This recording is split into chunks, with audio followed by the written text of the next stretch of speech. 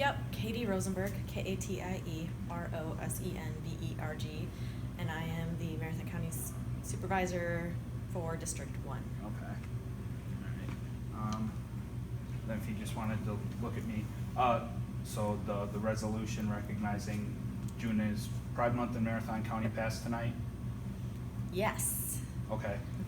So I guess your thoughts on that and how Sure. everything played out tonight. It seemed a little contentious at times with a lot of back and forth from both sides. Yeah, we had a lot of discussion, and I think we got to a place where this is a really good resolution where it gives us some good guidance for the future. I'm really pleased that it passed. I wish it could have passed unanimously, but I'll take what I can get. I think that when this comes up again in the future, we'll have a better framework for how to have these discussions. Okay.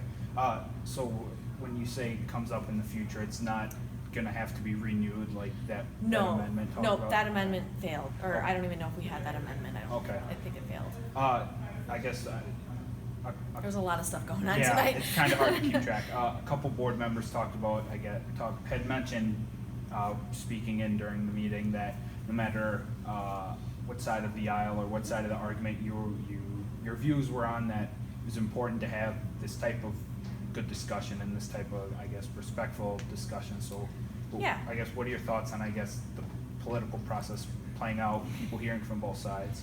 Yeah, I think we did have a good debate. It was contentious sometimes. It's an emotional topic, right? We're talking about people's lives and how they've been treated. So I think necessarily people with friends who've gone through this. I mean, I had people telling me that on their wedding days they were yelled at out car windows, and that's not okay. And so when you have friends and people telling you stories like that, you want to fight for them. So that's where I'm coming from, and I know that other people who maybe didn't vote in favor of this amendment had their own personal reasons. They have their, we talked about moral reasons and things like that.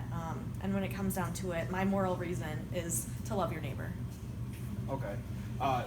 So I guess you're happy with how, I guess, the discussion played out with it being respectful, Yeah. somewhat amongst the board members. Oh yeah, we had a good discussion. I think that's the way this is supposed to work. It's democracy. Okay. So I guess so then will this be this last, I guess, couple of days of June won't be recognized, it'll go into effect next year in 2020? Yeah, so it technically takes effect today. So, okay. Yep, so now it is officially June Pride Month. I think they were collecting signatures on the resolution tonight, and it will be published. The clerk can probably tell you exactly how that publishing process works, but all members from the Diversity Affairs Commission and the Economic Development Committee have signed the resolution. And Okay, it goes so it into will effect. go Yep.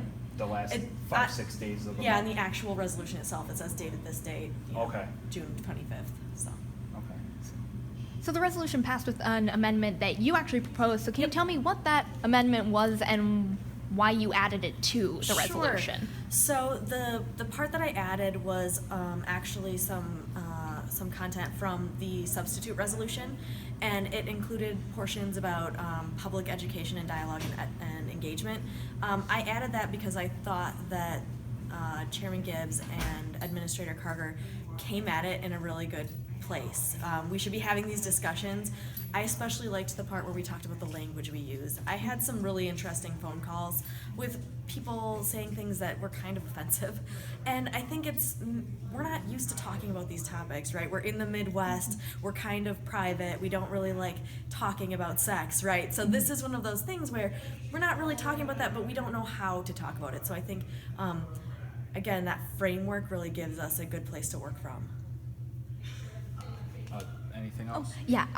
So originally, Chairman Gibbs said that he proposed the different version of the resolution because he didn't think the Pride one would pass. What do you think changed in this discussion tonight that maybe changed some minds to pass it? The people. I think people's testimony. I think hearing their personal stories. And I think coming to it, I mean, we did have a little bit of compromise here, and we added some of that language, so I think that really helped. But really, it's about people, and hearing their stories really affected a lot of board members.